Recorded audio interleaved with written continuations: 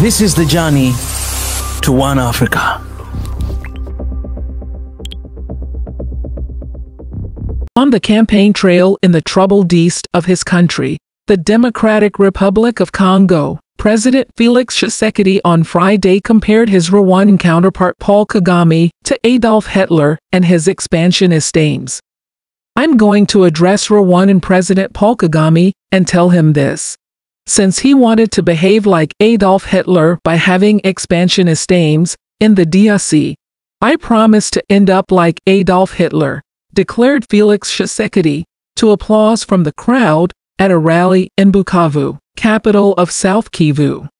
Along with North Kivu and Ituri, South Kivu is one of the eastern provinces of the DRC that has been plagued for almost 30 years by the violence of armed groups, many of them inherited from the wars that bloodied the region between 1990 and 2000. Relations with neighboring Rwanda have been tense ever since, reaching a climax 2 years ago with the resurgence in North Kivu of the M23, March 23 movement, rebellion, which, supported by Kigali according to many sources, has seized large swaths of the province.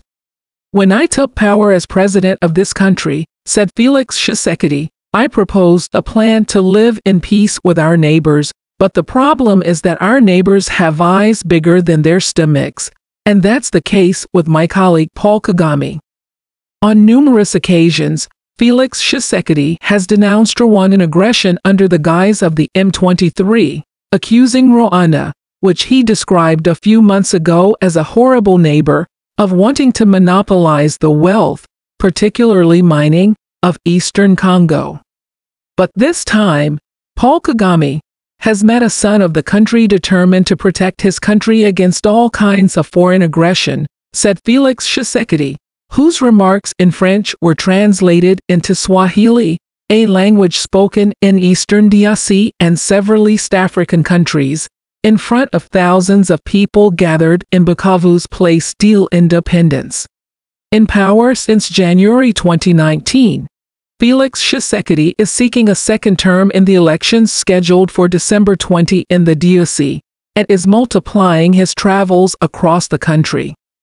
After South Kivu, he is scheduled to visit Goma, the provincial capital of North Kivu, this weekend.